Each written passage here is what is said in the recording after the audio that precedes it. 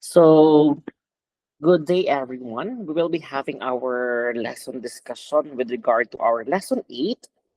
We will be tackling about the human flourishing, cultivating the good life. So, this will be the second lesson of under the semifinal lesson natin, human flourishing and cultivating life. So, by the end of the lesson, you will be able to explain the concept of eudaimonia, according to Aristotle, analyze the four candidates for the ultimate good that people often pursue, and reflect how Aristotle's ethics and policy philosophy can still be applied today, especially in our modern society, especially in this rapid and fast changing and highly technological world. So let's start with the introduction of our discussion here. But before that, no, I want you to pause or for a moment and think, what is your idea of a good life? Is it having a stable job, traveling with the world, having lots of followers on Facebook or on TikTok, or being content and peaceful with your family? So I know that we have our own version of defining the idea of having a good life. Maybe you and your classmates shared or have a common idea of having a good life, or how about your other classmates also may have a different perspective or point of view about having a good life. I know you have your a very insightful answers about what is a good life. And what is a good life has existed for a thousand of years. And this one of the greatest philosophers, we have Aristotle, who tried to understand the question. And today, we will try to understand what he meant by the good life and why his idea still makes sense even in the time of social media and artificial intelligence, in which it's very common nowadays in our modern society. Aristotle believed that every person is naturally aiming for something. We have our own goal and purpose in life. He called this one as telos. When we say telos, according to Aristotle, this is the end or purpose of all actions. And according to him, the ultimate goal of human life is what he calls the eudaimonia. So, eudaimonia, if it is often translated as happiness, well being, or more accurately, about human flourishing. So, but flourishing, ibig sabihin yan, it doesn't mean just masaya ka lang. It's just about feeling good or having fun. It's about living a life where you develop your mind, your character, and your purpose. It is when at your fullest potential as human being. Halimbawa, we have two person, no? Si person A laging masaya, laging nasa party, travel, shopping, nakakuha ng likes at attention online, masaya siya ngayon. Si person B naman, medyo tahimik, nag-aaral lang mabuti, helping other people, working on his personal growth. Baka hindi siya trending, pero deep inside, fulfilled siya. So here, in the given example I presented earlier, sino kaya yung mas flourishing ayon kay Aristotle? So based on the example, the two persons I mentioned, person A and B, person B is the one. Kasi ang tunay na good life ay hindi lang pleasure. It must have growth and virtue. And let us understand how Aristotle developed this idea through his life and works. So here,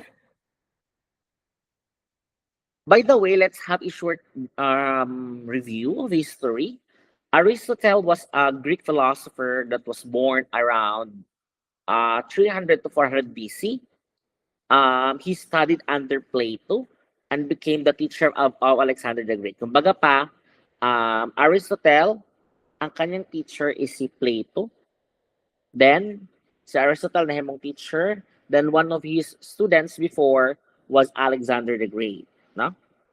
And Aristotle contributed to almost every area of knowledge: logic, biology, ethics, politics, and art, usually in the field of humanities and art and social sciences.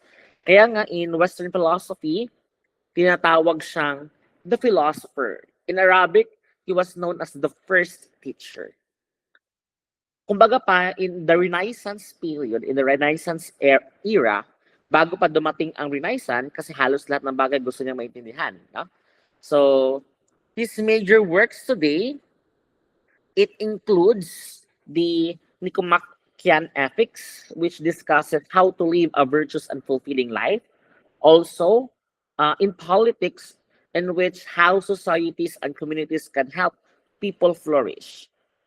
If you were a Aristotle student, what question would you ask him about happiness?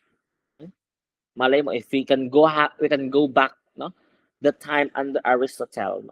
If I will be one of his student, I will be asking, how would you define happiness?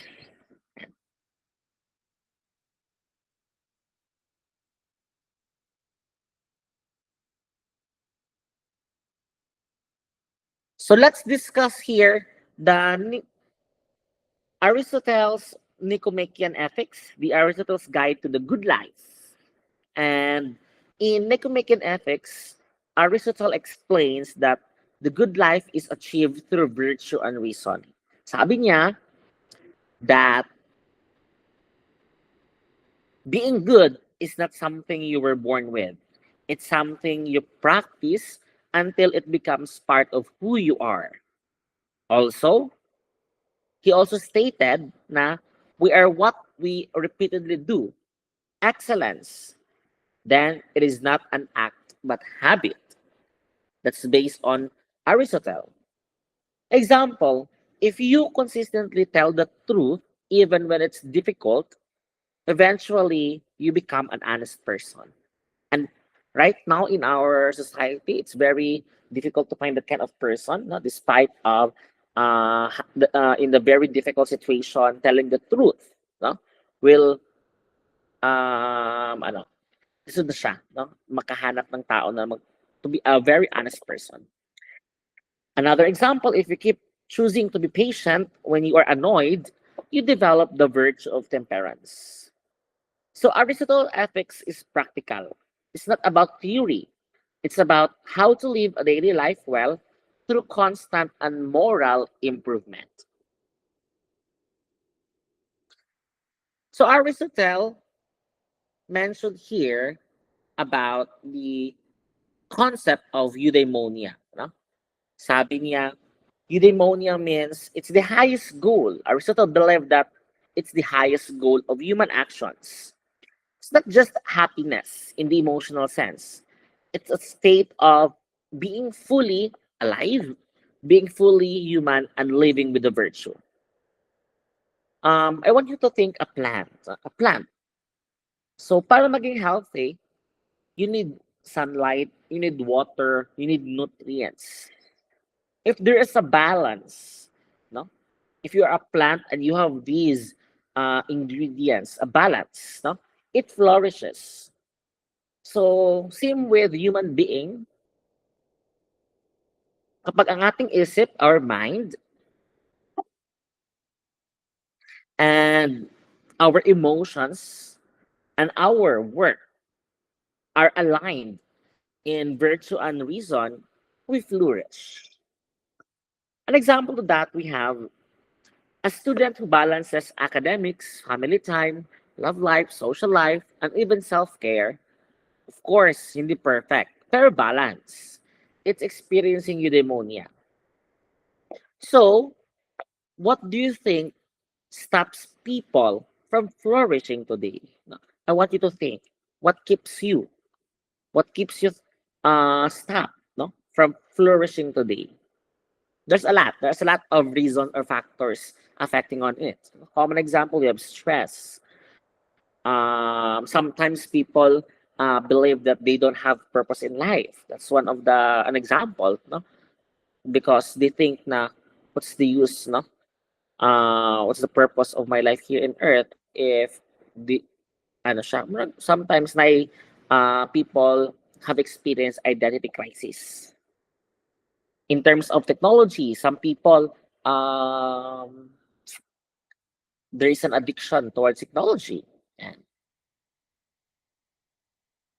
next is the four candidates for the ultimate good. Sabi ni Aristotle, there are four. Aristotle noticed that people often think different things will make them happy. Pero hindi lahat ng iyon ay tunay na ultimate good. There are four candidates. We have pleasure, fame and honor, wealth, happiness, or the eudaimonia. Pleasure is the most common one. Many people equate happiness with enjoyment, such as food, parties, shopping, travel. But Aristotle said pleasure is good, but it's not the ultimate good. Why? Because it's temporary and depends on external things. Best example, masarap kumain ng samgyeopsal. But after 2 hours, gutom ka ulit. Masaya ka having your new phone. Pero after a year, outdated na. So when pleasure becomes our only goal, we live a hedonistic life. Hedonist point of view in life in which it's always chasing fun, never growing deeper. It's very um, selfish, humanistic point of view.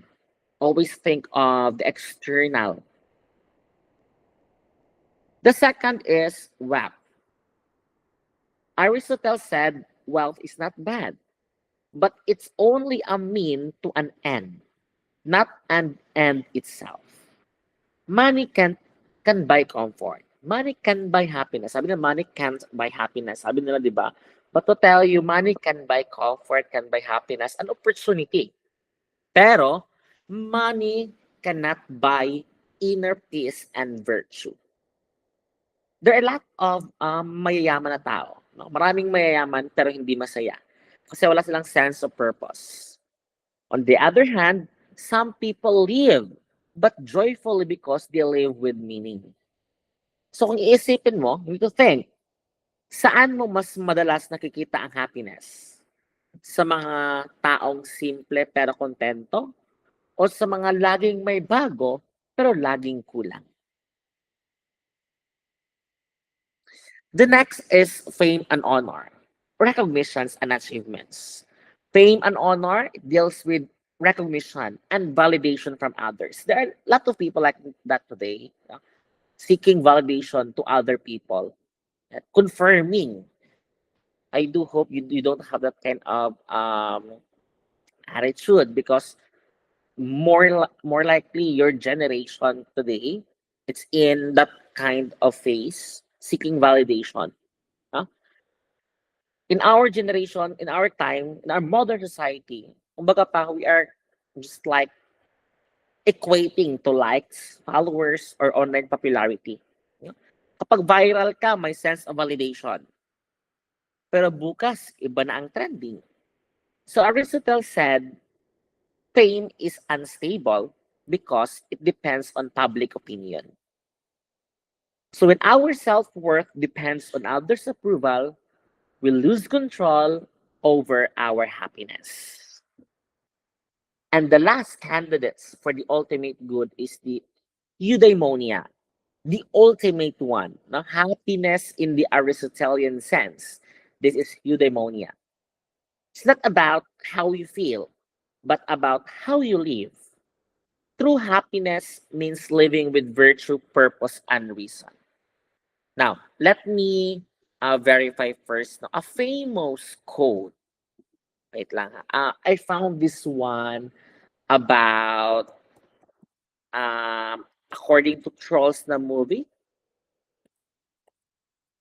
Let me search muna. Ano yung sinabi ni Princess Poppy in the Trolls, no? Sabi ni Princess Poppy in the Trolls, true happiness is found within, not by external things like eating other creatures. Di ba, yung kalaban ng Trolls is the Bergen, no? Kasi sabi ng the Bergen, the only way to find true happiness is by eating trolls. But it was corrected. It was later changed through motivation of Princess Poppy, one of the trolls. No, sabi niya, true happiness is not cannot found within, no, but not by the external things, but it's in the inner. So yeah, that's the trolls ba yung basta hindi yung trolls na yung ano ba yung trolls? Basta si Princess Poppy ako ma-remember ato. Anyway, so example for this, no? A teacher who dedicates her life to educating others, even with challenges, is flourishing. A doctor who serves rural communities with compassion is flourishing. Ng mga very, example yung doctor, no? He doesn't mind rather. He doesn't mind about pay. All uh, he think always is about helping other people, how to cure, how to make them um, get away from any kind of diseases. No? He doesn't mind about being paid. So that's an example of human flourishing, flourishing for a doctor. So kahit hindi sila sikat or mayaman, they're fulfilling their purpose, and that is eudaimonia. So as human being in this world, I want you to reflect also how to find this true happiness.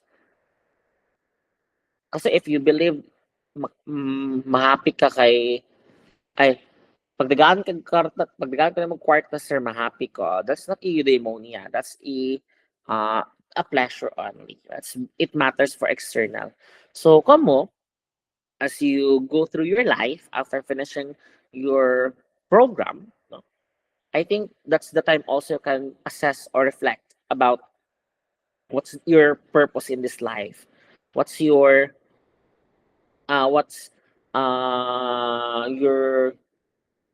target, no?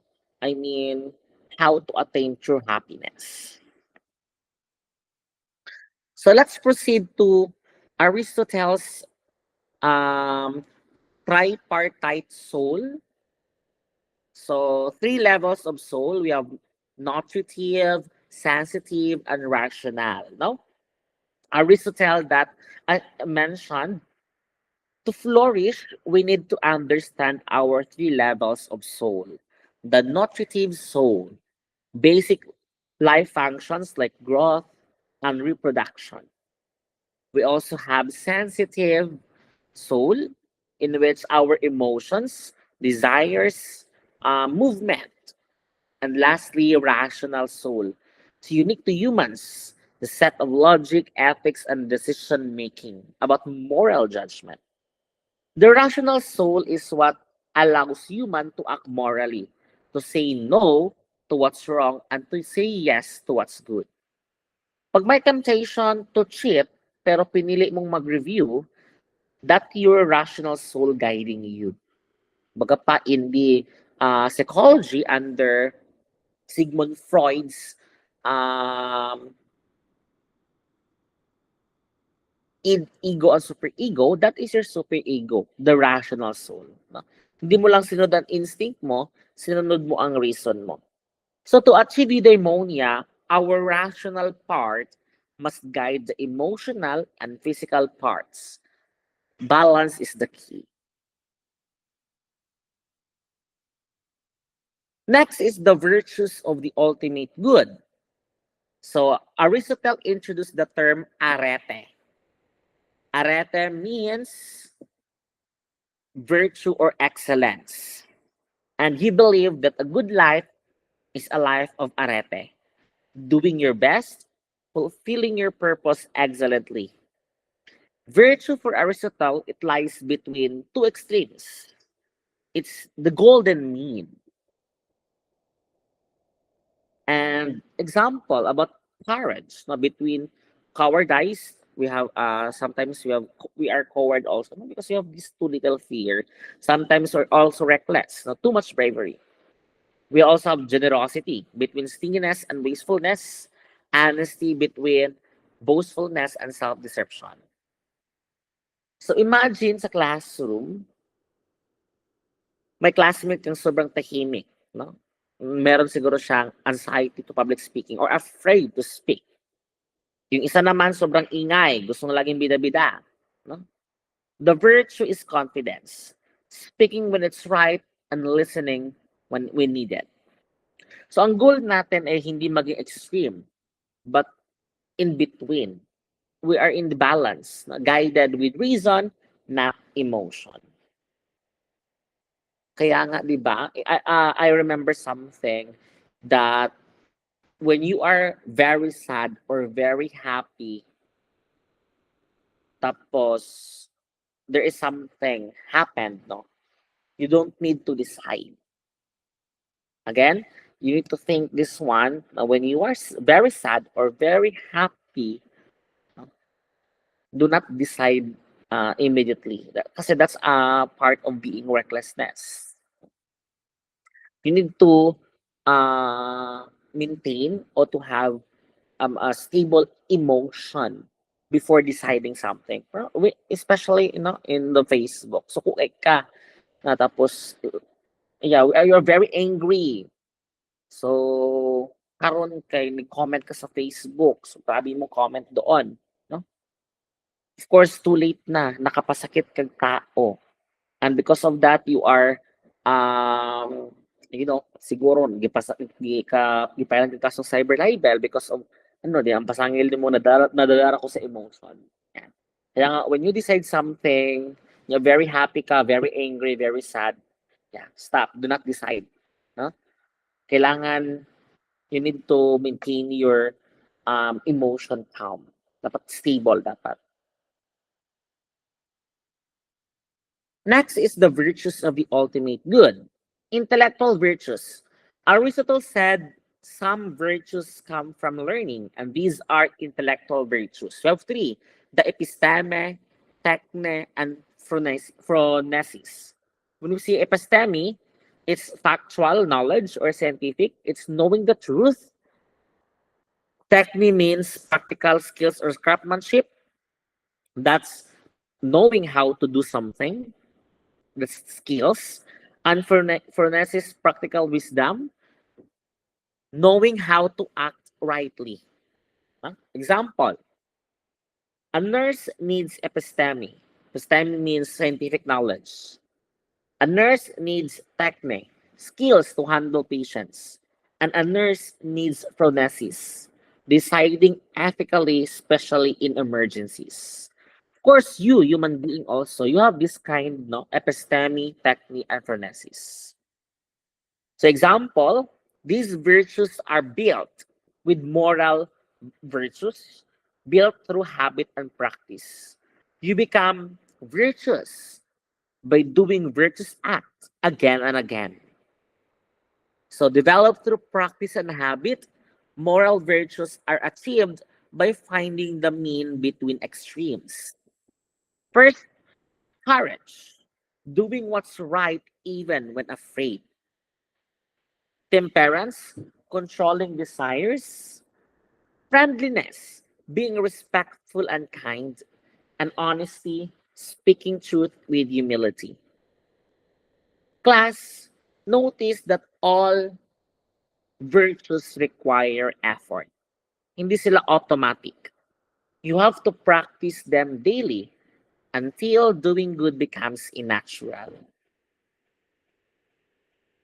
And also, take note that moral virtues equals habitual moderation aligned with reason. Let's proceed to the last part of our discussion, the good life in the modern technological world. Now let's connect the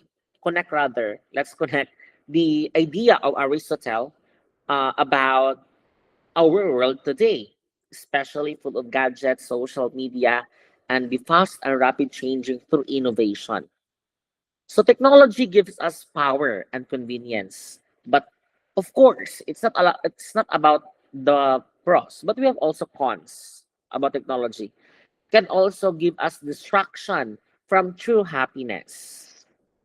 We scroll endlessly for pleasure. We work for money, that's for wealth. We post for validation, for fame. But do these lead to eudaimonia? That's the question. Example, a student who uses the internet to learn, create, and connect meaningfully is flourishing. But a student who scrolls for hours, comparing himself to others, it became it becomes anxious and disconnected. So, anong sabi ni Aristotle? Aristotle will probably tell us technology serve, technology should serve human flourishing, not replace it. That's why the balance is always, the key is always balance and virtue to be a responsible digital citizen. So to end this class, no, let's summarize everything. The goal of life is not just pleasure or success, but it's eudaimonia. It's true flourishing, true happiness. This can only be achieved through virtue, reason, and moral balance. Pleasure, wealth, fame can add comfort, but cannot define true happiness. The good life means living wisely, moderately, and ethically, even in a world filled with distractions and technology.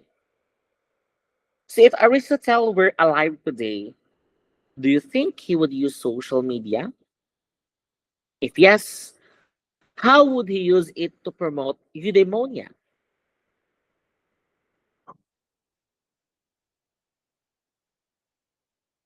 And always remember, the good life is not found in what you have, but in who you become. So to flourish is to live with purpose, virtue, and reason every single day. And that concludes our discussion today regarding our lesson, lesson 8, human flourishing, cultivating good life.